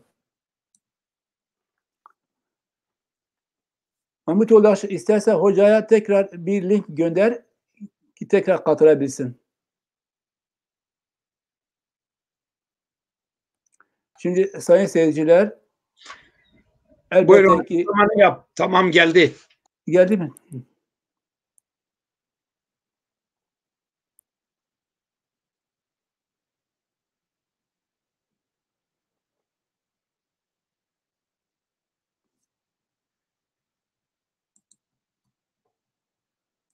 Şimdi Bünyamin Hoca gelene kadar size bir ufak açıklamada bulunayım. Alparslan'ın Malazgirt Savaşı'ndan sonra bir sürü Zaza kumandanı beyliklerin başında olarak Anadolu'ya, zaten Anadolu'dadılar. Yayılıyorlar. Kendi hüküm alanlarını genişletiyorlar. Bunlardan danışmentler, Karamanoğulları, Saltuklar, Mengüçlerdir. Ve zamanla bunlar Selçuklu sultanlarla savaşa bile giriyorlar. Bir örnek verdim. Danışmentler örneğin Bizanslarla birlikte yani bir antlaşma yapıyorlar ve Selçuklara karşı savaşa giriyorlar. O zamanki sultan 3. Kılıç Arslan idi. Ama savaşı kaybediyorlar ve 1175'ten sonra danışmentler ortadan kayıp oluyorlar. Ama bunun dışında Selçukları görüyoruz. Mengüçleri görüyoruz. Karamanoğulları görüyoruz. Bunlarla birlikte bu sefer bir sürü demin de söylemiştim Zaza kökenli, yani Zaza dili kökenli isimler ortaya çıkıyor. Bu isimlerin ortaya çıkış nedeni şudur. Belli bir dönem sonra Selçuklu İmparatorluğu'nda Selçukluların bir kısmı Kirman'da olduğu için Kirman İspahan, Kirmanşah, Hamedan ve Fars bölgesinin bütün o alanlarını yani İran'ın tümünü kendi himayesine alan bir bölgedir ve Selçuklar oraya hakimdirler. Selçukların bir kısmı bu bölgeye hakim olurken bir kısmı Bağdat, bir kısmı Deylemistan, bir kısmı Suriye ve Anadolu.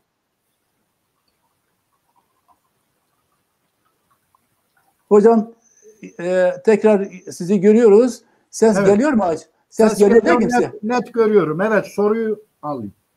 Soru şu idi. Bizi izleyenler açısından, yani Zaza tarihinin iyi anlaşılması açısından diyordum ki bir sürü Zaza beyliklerin başında olan kumandanlar belirli alanlara hükmediyorlar ve bunlar Danişmentlerdir, Mengüçlerdir, Karaman oğullarıdır, Saltuklardır. Yani bunların arasında bunları sayabiliriz. Bunların gelişmesi, hüküm alanları ve ne zamana kadar şey yapabildiler? Yani ne elde edebildiler? Zaza halkı için bir şeyler söyleyebildiler mi? Söylemediler mi? Veya söyledilerse neyi hangi isteklerde bulundular? Zaza halkı için söylüyorum. Zazalar adına. Bir şeyler istediler mi? Bir şeyler için savaş verdiler mi? Sorunu anladım. Buyurun.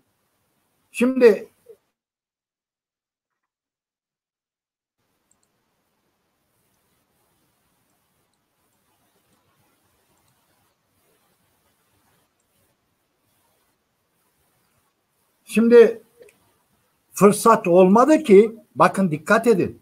1040'ta Dandanekan Savaşı oluyor. 1071'de Malazgirt Savaşı oluyor. Selçuklarla ilgili, öbürü Selçukların başı. Şimdi 1071'den bakın 1076'lara kadar bu beylikler bir takım topraklar kazanıyor. Tam o sırada bu sefer Haçlı seferleri patlıyor. Evet. Doğrudur. Dikkat edin, 1095'te 1 milyon kişilik birinci Haçlı Seferi Anadolu'ya giriyor. Evet.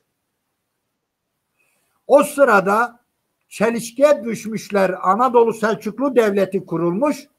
Anadolu Selçuklu Devleti Haçlılara karşı 3000 kişilik ordu 1 milyon kişilik orduya karşı çıkıyor. Bir tarafta da Danışment Gazi ile savaşıyor. Bir tarafta da Karamanoğlu'yla savaşıyor. Çelişkiye düştüler ya.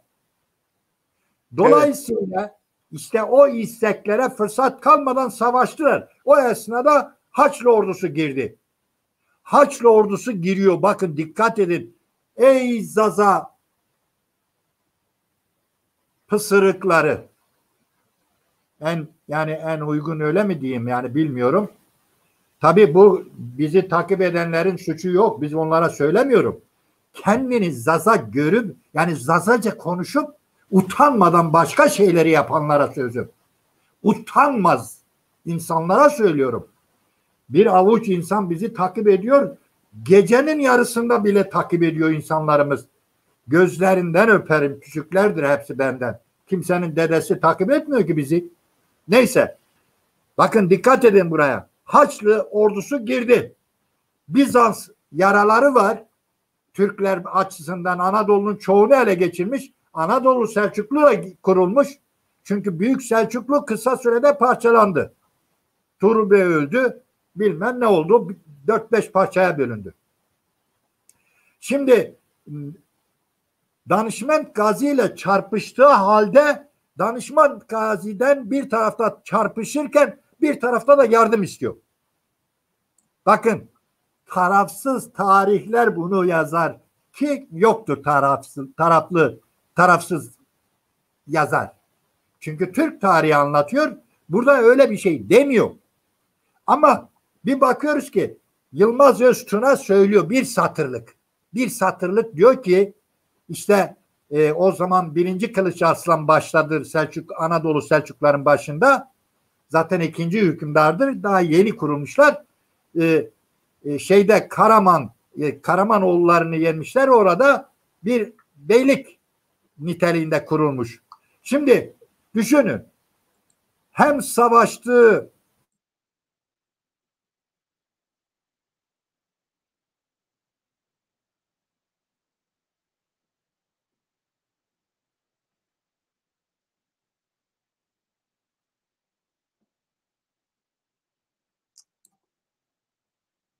Ya bu yayının sürekli kesilmesi hiç de iyi değil ya.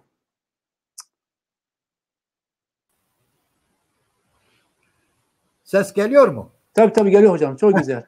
Bakın Danişment Gazi kahramanımız savaştığı, kendi ülkesinde çelişkiye düştüğü ama bir yani sözünde caymıyor. Dikkat edin. Ne yapıyor? Bir milyonluk ordunun karşısında hani bırakıp ya bırak şunların eski geçsin ben belki topraklarıma sahip olurum eski toprakları demiyor. İhanet yok doğasında. İhanet yok doğasında. Dolayısıyla Kılıç Arslan'a yardım ediyor. Kılıç Arslan'a yardım edince Eskişehir'den Hatay'a kadar sürü halinde gelen Anadolu'da çekirge sürüsü gibi gelen ordu hemen Trakya'dan girer girmez Bizans yöneticileri kralı ne yapıyor? Hemen Boğaz'dan geçiriyor. Geçirince Eskişehir'den başlıyor bunlar tarihte ilk defa bak Türk tarihlerinde diyor ama demiyor ki Yılmaz Öztürk'e şunu söylüyor hakkını verelim onu diyor ki işte Alparslan'ın yanında Danişment Gazi gibi bir Türkmen komutanı vardı. Bakın evet. Türkmen diyor. Tabii. Çarpıtıyor tabii. Türkmen diyor. Evet. Ya Mustafa Kemal de bunu yaptı kardeşim ya. Mustafa Kemal Demirköprü Boğazı'ndan Erzurum Kongresi'ne giderken bir bakıyor karşı Boğaz'da çatışma var. Silah sesleri var. Yanındakiler korkuyorlar diyorlar paşam bunlar mahvederler biz orada çatışma var. Yani Darboğaz taştan öbür tarafa geçecek. Diyor ki ben korkarsam dava biter. Peki ölseydi eğer biz o esnada onu kurtardılar. Çatışmayı yapan kimlerdir? Diyap Ağa duymuş. Sarı komutan geliyor. Koruyun çocuklar demiş aşiretine. Haber salmış. Dolayısıyla oradaki o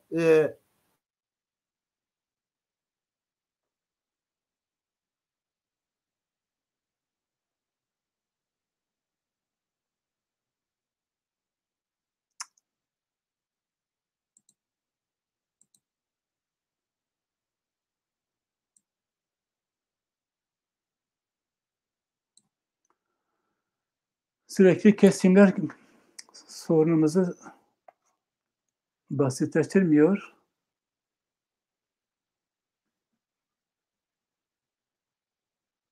ilk defa tarihte gerilla savaşını yapıyorlar. Anlatabiliyor muyum? Gerilla savaşı nasıl yapılıyor? Adamlar karanlık o zaman elektrik yok ki. O zaman iletişim, haberleşme yok ki. Sürü halinde Anadolu'ya girmiş herkes kendinden güveniyor. İşte Macar kralı ayrı bölümdedir. İşte bilmem Venedik kralının ordusu başka bir bölgeden hareket ediyor. Bunlar geceleyin diyelim ki konaklama yerlerinde birden saldırıyorlar. Saldırıyorlar ama onlar birbirlerini tanımadıkları için sabaha kadar kendi kendilerini birbirine vuruyorlar. Çekiliyor dağlara bunlar ikisi. Yani bu Selçuklu ile Danişment Gazi çekiliyor. Vuruyor, kaçıyor. Onlar birbirini vuruyorlar. Sabaha kadar kırıyorlar. 1 milyondan bakın kimi tarihler 600 yazar, kimi tarihlerde 900 bin insan 1. Haçlı seferlerinde Eskişehir'den Hatay'a kadar Anadolu'da telef oluyor. Ve bir daha yani yine 1-2 tane sefer geliyor ama denizden kaçıyorlar Filistin'e. 1-2 sefer daha geliyor. 4. Haçlı seferi geliyor İstanbul'a. Yani kısacası yine Danişment Gazi kurtarıyor. Nitekim Danişment Gazi sizin de söylediğiniz gibi güç kazanıyor. Tabii Artuk Bey diyorum.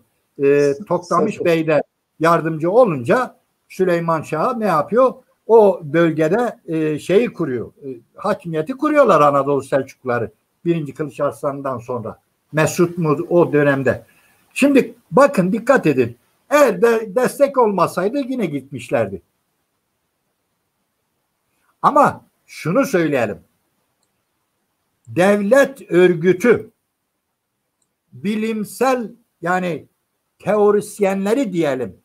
Yani akıl hocaları, lalaları, hani önemli komutanları yine Selçuklu'nun içinde halkın içinden önemli kesim olarak Selçukluların Anadolu Selçukluların idaresinde görev alıyor. Yani unutmayın ki Osmanlılar kurulacak, Osmanlılara da yardım edecek. Yükselme dönemine kadar Zazaların desteğini alıyor. Fakat ondan sonra Yavuz'dan sonra ne oluyor? Gerileme dönemi başlıyor. Dikkat edersen Kanuni'den sonra yani. Evet. Kanuni'den sonra yıkılmaya giriyor. O etkisi Kanuni'nin zamanında da devam ediyor. Yani her ne kadar korkunç katliamlara uğruyorlarsa da onların o ivmesi Kanuni zamanda devam ediyor. Kanuni'den sonra Hanya'yı, Konya'yı anlıyorlar tabii. Ama evet. tarih yazmıyor. Hocam o zaman şimdi toparlarsak şöyle diyebilir miyiz? Zaza hanedanlıkları 1071'den sonra Anadolu'da geliştiler ve zaman zaman çıkarlar doğrultusunda Selçuk idaresiyle çatışmalara giriştiler ve Anadolu Selçukluları. Anadolu Selçukluları tabii. Tabii Anadolu Selçuklularıyla çatışmalara yani giriştiler. Selçukluların zamanında işte toprak tahsis ettiler onlara. Alparslan dedi ki ne alırsan senin olsun. Evet tabii. Tabii zaten onlar o Türk geleneğinde vardı. Fethedilen devletler, topraklar, ganimetler askerler arasında paylaşılıyordu. Yani bizim Zazalara gelince bizim Zazalar onlar da toprak ve çıkar çatışmalarına giriyorlar Selçuklularla ve birer birer yok oluyorlar tarih sahnesinde. Çünkü Selçuklular gittikçe gelişiyorlar ve aynı zamanda din meselesi gündeme geldiği için yani inanç meselesi Haçlılara karşı demin güzel noktaya temas ettiniz. Dediniz ki Haçlılar dönemine rastlanan bir dönemdir. Haçlılar oldu mu bütün inançlar yani dini Müslümanlar bir oldular Selçuklular etrafında. Hristiyanlara karşı savaşa giriştiler. Ve aynı zamanda bu Selçuklulara karşı olan Zaza beylikleri de yok olmaya baş gösteriyorlar bu dönemde. Ve ondan dolayı görüyoruz ki bu sefer bazı ayaklanmalar oluyor. Mesela ayaklamasını görüyoruz. Baba İshak ayaklanması. Buyurun. Ama bir şey eklemek istiyorum. Şöyle anladım, yani ben anladım da sizin dediğinizi insanlar anlamasın bu yanlış izlenimi. Tabii. Şimdi dediniz ki Hristiyanlığa karşı Müslümanlar tabirini kullandınız. Evet. Zaza Aleviler Müslüman saymıyorum ben. Bir kısmı.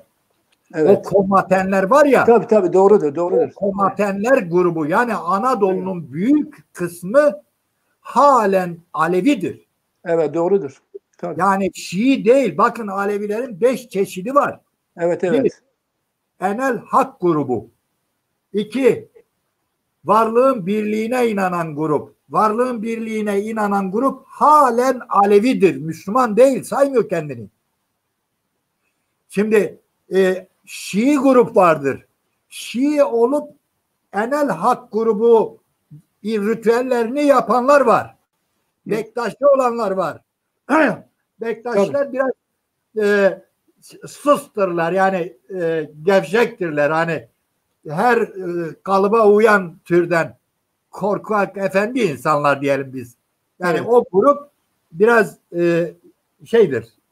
yozlaşmıştır inancı. Dolayısıyla biraz gevşek tutuyor. Yani demek istediğim Anadolu'daki o şeyler aslında diyelim ki Danışment Gazi saf bir yani varlığın birliğine inanan bir yani musayipli hani dini ritüelleri tabiatla ilgili dolayısıyla hani ana tanrıçadan gelen inanç devam ediyor. Ben şu anda o inançtayım. Yani benim musayibim var.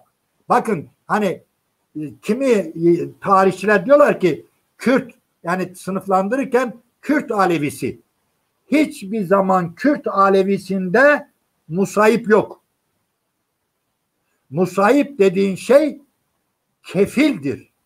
Kan kardeşinden öte, kardeşten öte öbür, yani varlığın birliği ne demektir? Tanrı varsa insan varız. Biz varız. Biz varsak Tanrı vardır. Bakın, varlığın birliği o. Yani ben varsam tabiat vardır. Tabiat varsa ben varım. Anlatabiliyor muyum? Ben yoksam Tanrı olmuyor demektir. Yani görünmez bir ilaha değil, tabiatta bana sunulan nimetlere tapıyorum ben.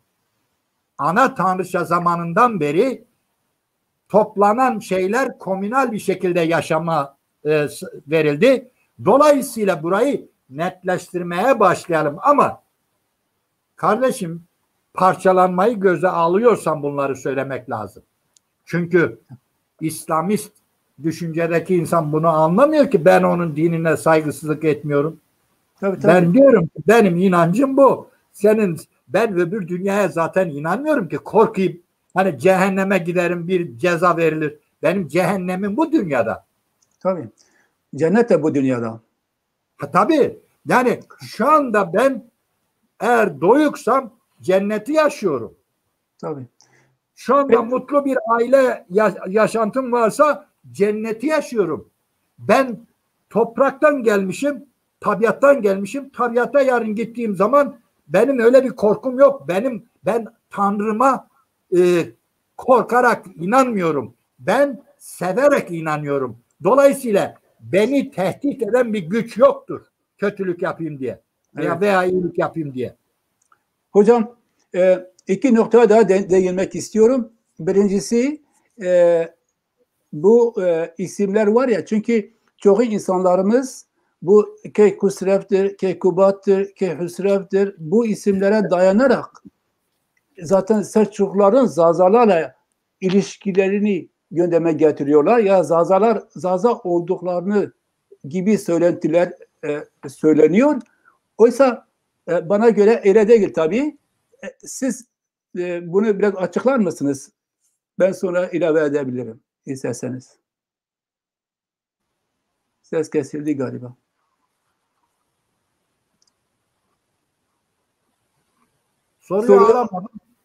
Soru şuydu hocam. Dedim Keykubat, Keyhüsrev, ne ismi? Keykubat, Keyhüsrev, Keyhüsrev var, Keykubat var. Bunlar Rükneddin var. Evet, yani bu isimler, işte diyorum ya, bu isimler her ne kadar Zaza dilini çağırtırıyorlarsa da bunlar Zazalarla bir ilgisi var mıdır? Tabii ki var. Şöyle var. Benim iddiam şudur. Zazaca ana dildir ve bunu ispatlıyoruz ve bu İranlılara da etki etmiştir. Yani Farsça İran'ın çok büyük oranda kelimelerinden oluşan bir dildir. Bakın, nokta. Yeni şey öğretiyoruz demek ki karşımızdaki dinleyenlere. Yani şimdiye kadar İrani dillerin kuzeybatı sıkıntısı olan bir dil yerine diyorum ki İran dilinin kökeni benim dilimden gidiyor. Dolayısıyla bu isimler İran platosunda Pencap'a kadar uzanan eski Elam topraklarında hakim olan Farsların isim, yani o Hintli isimlerle de karışıklığından Zazaca'ya çalan isim şeklinde köken olarak görünüyor. Doğrudur. Ama o Rükneddin, Mükneddinler isim Zaza'dır. Zaza'ya yakındır. O etnologlar bunu çözsünler, dilciler çözsünler. Çünkü Zazalarda Keki vardır. Bakın Keki var. Benim babamın adı Kekil. İşte evet. Seyit vardır, Musa vardır, Recep var. Yani Recep değil de birçok ismimiz vardır. Mesela Het vardır. Yani genellikle Zaza kelimeleri, isimleri farklıdır. Dolayısıyla şimdi Rükneddin Süleyman, Alaaddin Keykubat, bilmem kim. Yani bu isimler böyle eklemeli, ulamalı, daha çok Farsça. Farsçadan gelmedir. Dolayısıyla Farsça köken olarak Zaza'dan gitme ama oluşma ama şeydir. Tabii ki yerel halkında içinde sözcükleri vardır. Yani böyle Kürtler gibi, Türkler gibi iddia ederek işte benim şivemdir demiyorlar bak Farslar. Direktmen adamlar bir kültüre sahiptir. O kültürden gelen isimlerdir bunlar. Yani karışık isimlerdir. Onlarda da başka mesela diyelim ki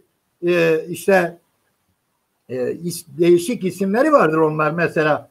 O isimlerin üzerinde dilciler kafa yorsunlar. Yani demek istediğim Rükneddin olduğu için Zaza değildir Selçuklu sultanları. Evet. Bunu tabii. Zaza kardeşlerimiz bilsin. Ama şu vardır. Zazalar Anadolu'nun o tarihte bakın dikkat edin. O tarihte Anadolu'nun çoğu yani Pontus bölgesi de bakın yeni belgelere ulaşıyorum. Belgelerde diyor ki Trabzon Rum İmparatorluğu adı geçiyor ya. O evet. Rumlar Miletli, Efesli, Sardlı bilmem ne o Batı Anadolu İyon devletlerinin kurulduğu şehir devletleri.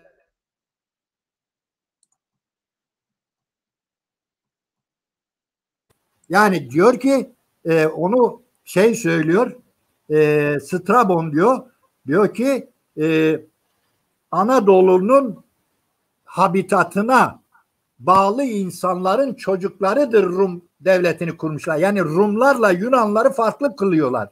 Rumlar Anadolu'nun batısında olan kardeş halklarımızdan Yunan Helenler de farklıdır.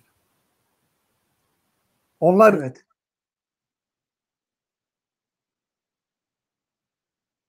Anadolu'nun büyük hem de çok yoğun olarak halen birinci en kalabalık etnisitedir Anadolu Zazalar o tarihte. Evet. Yani bu isimlendirme bu Selçuklularda bu Zaza kökenli isimlendirme şeyden gelmektir. Kültürel yapıdan demek istiyorsunuz. Fars isimleridir daha çoğunlukla. Evet. Yani daha çok onlar kokuyor. Yani çünkü Oğuzların 200 yıl boyunca Anadolu'da yayılmaları kendi Türk kültürüyle Anadolu kültürünü ve Fars kültürünü karışık bir kültürle karşı karşıya kalıyorlar. Araplar bak Selçuklu'nun saray dili farklıdır. Halk arasında konuşulan dili farklıdır. İşte yazışma dili farklıdır. Edebiyat dili farklıdır. Böyle yazışma dili farklıdır. Dolayısıyla yani Zazaca yine hepsinde var. Arapçanın dışında Zazaca her dilde var. Zazaca kelimeler her dilde var. Türkçe'de, Ermenice'de, Kürtçe'de, Avrupa dillerinde. Ben bugün dikkatimi çekti. Burada mesela klavyenin üstündeki birçok isme dikkat et. Sen de farkına varırsın. Zazaca. Evet.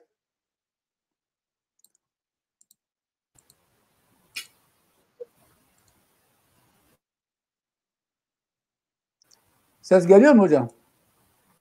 Yani gün olmuyor ki yeni şeyler öğrenemiyorum. Her gün bir şeyler öğreniyorum. Bakın bu yaştayım. Tabii. İşte benim kardeşlerim kendi aidiyetini bir sağlayabilseler, kendi tarihini, örf adetini, çünkü örf adetini neden diyorum? Yahu bizim örf adetlerimizde büyüye, yani büyük derken yaşça büyük değil, bilen birisini dinlemek lazım. Evet.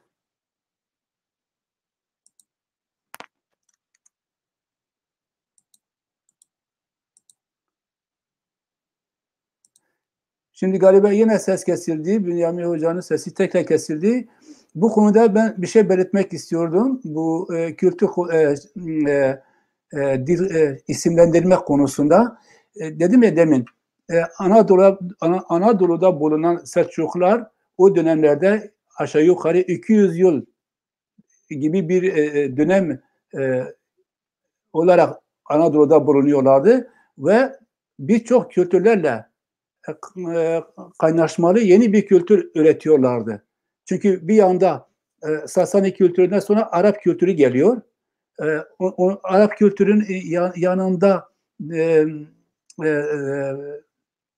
Rum, Bizans kültürü var ve bir de kendi kültürleri var. Dolayısıyla yeni bir kültür yaratıyorlar ve bu kültür tabii Fars kültürü de var. Bu kültürler doğrultusunda artık kendi isimlerini bile değiştiriyorlar. Ve Keykusrev, Keykubat gibi isimlerin kendi hanedanlıklarına vermeleri, yani kendi sultanlarına vermeleri bundan dolayıdır. Bu bir kültür değişiminden dolayı oluyor. Bir de dilleri de hocanın dediği gibi 5 dil konuşuluyordu Selçuklu döneminde. Bunlardan Rumcadır, Türkçedir, Farsça, Ermenice ve Süryanice gibi diller konuşuluyordu Selçuklu döneminde. Ama asıl büyük bir noktayı da açıklamak istiyorduk sizlere. Bu Baba İshak isyanı var. Bir takım isyanlar oluyor tabii bu dönemlerde. Bu isyanların çoğu Zaza kökenli kişiler tarafından organize ediliyor ve patlak veriyor bu isyanlar. Bunun üzerinde biraz durmak isterdik. Bu isyanların nedenlerini, ne için bu isyanlar patlak veriyordu? Dedik ki yapanlar zaten Zaza kökenlidirler. Ama hangi halk bu isyancıları destekliyordu? Hoca tekrar bağlanırsa bu konu üzerinde biraz açıklamalar getirmek istiyoruz sizlere. Mahmut Yoldaş, Bünyamin Hoca'ya tekrar bir link at ki bağlanabilsin.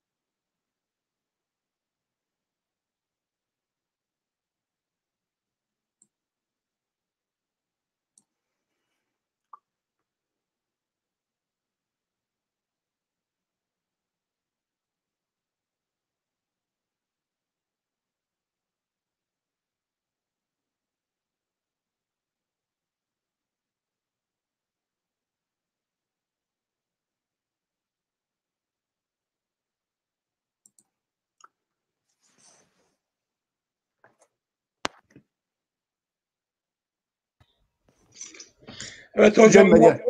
Ona tekrar attın mı bir şey? Attım. Bekleyin, gelir.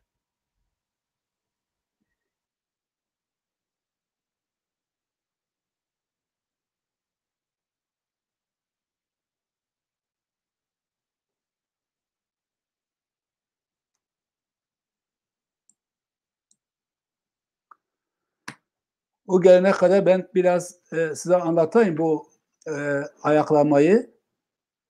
Bu ayaklanma Baba İsyanı diye olarak tarihe geçmiştir ve 1240 yılında patlak veriyor.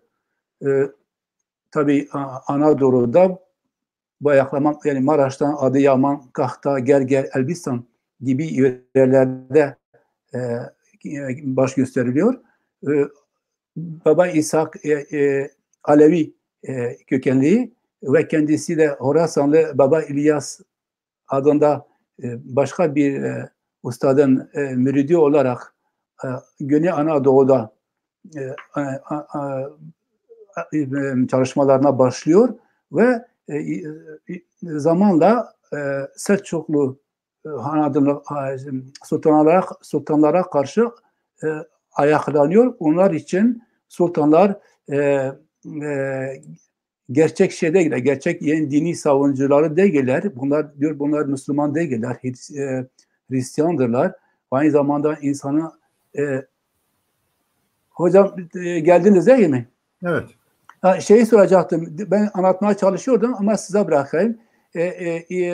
Çünkü Selçuk İmparatorluğu'nun yıkımına neden olanlardan bir olay da İshak Baba olayı oluyor, ayaklanması. Bu konuda bizi dinleyenlere biraz geniş bir açıklama getirebilir misiniz? Şimdi bakın, Anadolu'da tabii hani Karaman'ın koyunu sonra çıkar oyunu hesabı var ya, Türkler yardıma alıyorlar. Bir süre sonra yani ihanet eden onlar oluyor.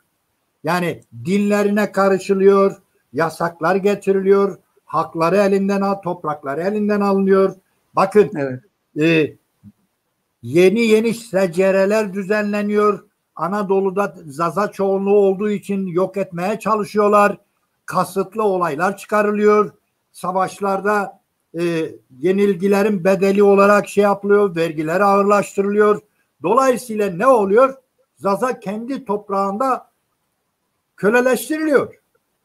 Baba İshak mı dersin? Celali isyanların hepsi Zazalar çıkarmış. Şeyh Bedrettin isyanı mı dersin? İşte o Fetret devrinde ileride, yani ta Osmanlı tarihindeki bütün o isyanların hepsi yani insanlar, ya çok büyük katliamlar yapılıyor. Haddi hesabı yoktur. Çünkü Anadolu kaşif bir Zaza nüfusu var. Evet. Sonra bir medeniyetin sahibidir. Bu ülkenin coğrafyası ana yurtlarıdır. Romalı gelmiş, Romalı'ya karşı da bir sürü isyanlar olmuş.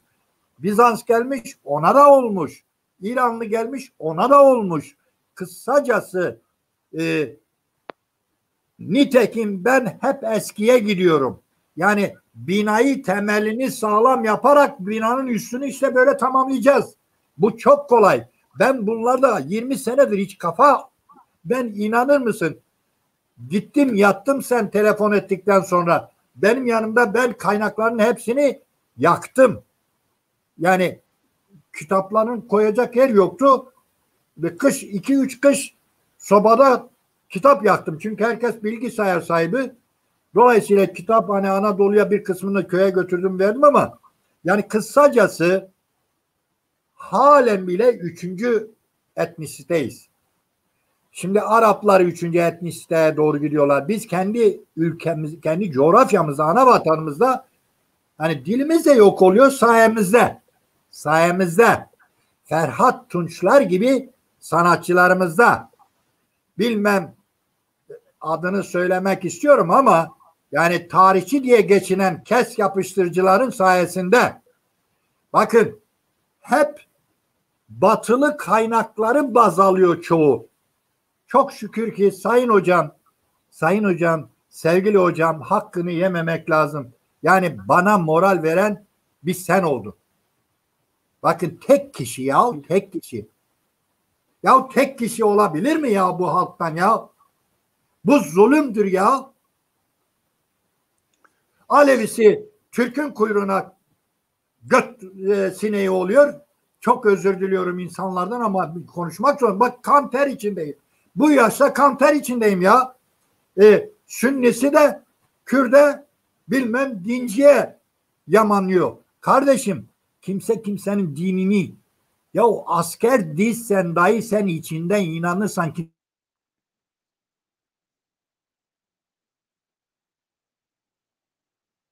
Alevi yarın Hristiyan olabilirim. Ama ben babamı, annemi değiştirme olasılığım yok. Benim aidiyetim de, nüfus cüzdanım da dilimdir. Dilimi evir çevir başka dillerin bilmem ne şivesini yaparsan olmaz.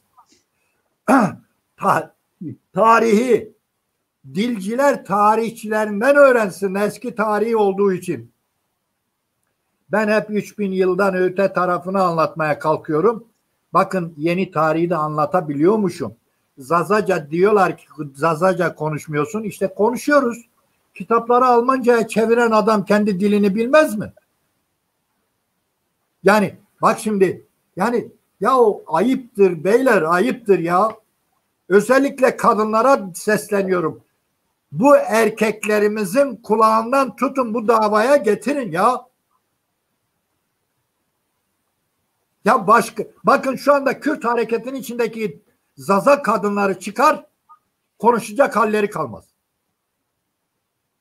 Şu anda Alevileri CHP'den çıkar, baraj altında düşer.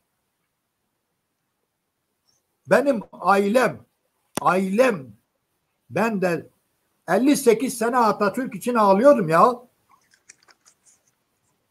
Bünyamin Hocam. Ama bilerek, yani başka çare tuttu. Çünkü yani İslam gelmiş vurmuş, Fars gelmiş vurmuş. Şimdi şunu demek istiyorum. O isyanların hepsi zulüm gördüğü için çıkmıştır ve çok ağır bir şekilde bedel ödetilmiştir. Bakın, Dersim olayı bir oyundur. Bir oyunda, yani nasıl ki bir zamanlar hani Suriye'ye girmek için şunu söylediler açık net. Sayın Erdoğan'ın adamları, bir asker, bir sivil, bir de bürokrat. Bunlar üçü dediler ki savaş çıkaracağız ama nasıl çıkaracağız? MİT başkanı dedi ki, o 3 kişinin içinde biri de MİT vardı. Dediler ki gideriz Suriye'den bizim tarafa 3-5 bomba sallarız, al sana bahane.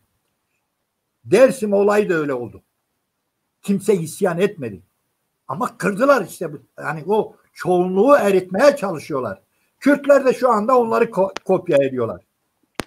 Yani o Celali isyanları o kadar biz ders verdim ben.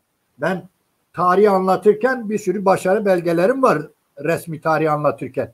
Tabii ben son 10 sene içinde, ben 20 senedir emekli olmuşum.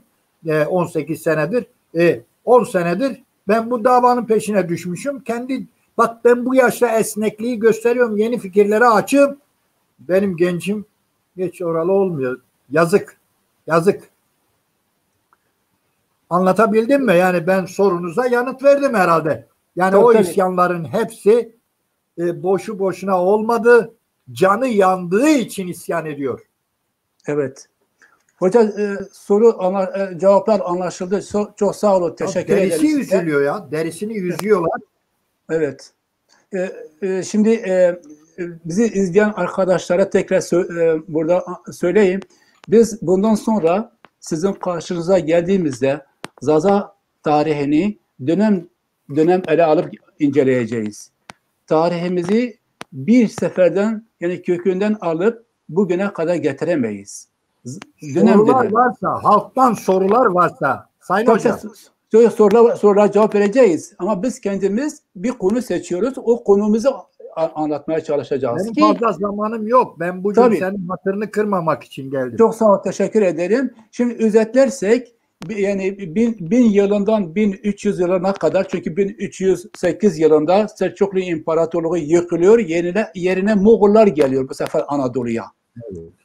Bu döneme kadar Zaza halkı her ne kadar özgür bir şekilde Zaza ulusal adı altında bir mücadeleye katılmıyorsa da belirli dönemlerde bir takım, yani öncü göçleri tarafında belirli bölgelerde kendi hakimiyetlerini koruyabiliyorlar ve yaşamlarına devam ediyorlar. 1300'lerde, hatta 1500'lere kadar diyelim. Ki ondan sonra 1500'leri de ele alacağız.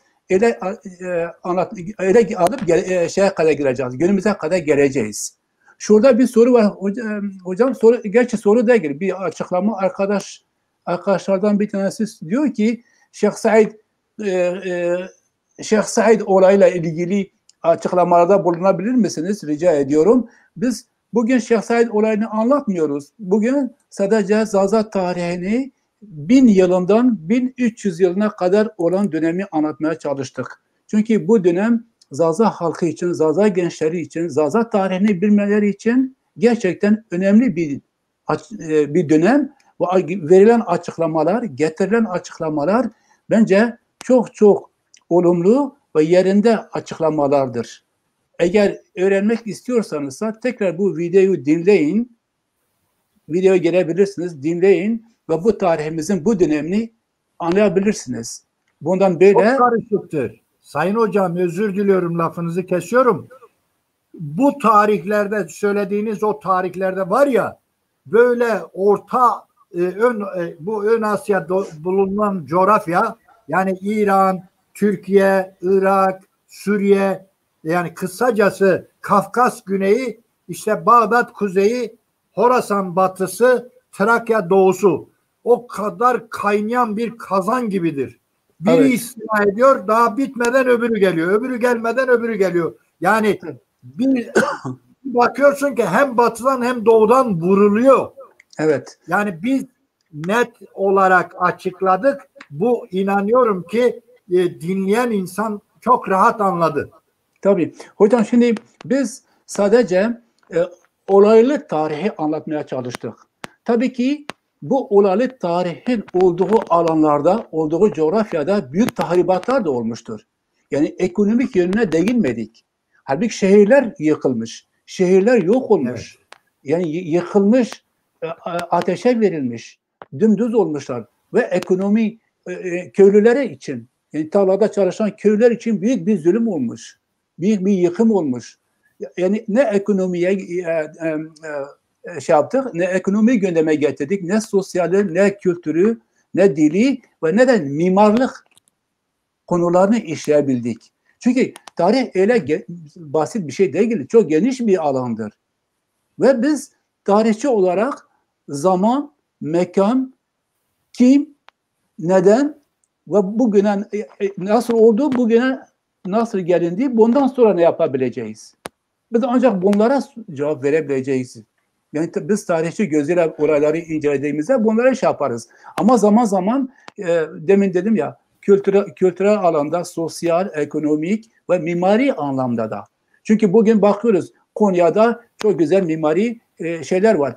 Camiler, medreseler aynen Sasani İmparatorluğu dönemine benzeyen. Ve çok insanlarımız diyoruz ki işte orada bir han var ve Sasani hanlarına benziyor. Benzer tabii.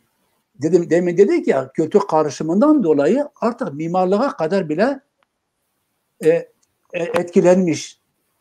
Yani Selçuklular her şeyinden etkilenmişler. Yani bir kültür karışımı olmuş ve dolayısıyla mozaik bir kültür ortaya çıkıyor. Hocam eğer başka şeyler ilave ediyorsanız buyurun edin. Yoksa size çok çok teşekkür ederim. Bir dahaki seferde görüşmek dileğiyle. Ve bizi seyreden arkadaşlara umarım size iyi açıklamalar getirdik bu Zaza tarihini, bu dönemi için. Çok sağ olun, var olun bizi izlediğiniz için. Ve iyi akşamlar ya da iyi geceler diliyorum sizlere. Hadi iyi akşamlar. İyi akşamlar.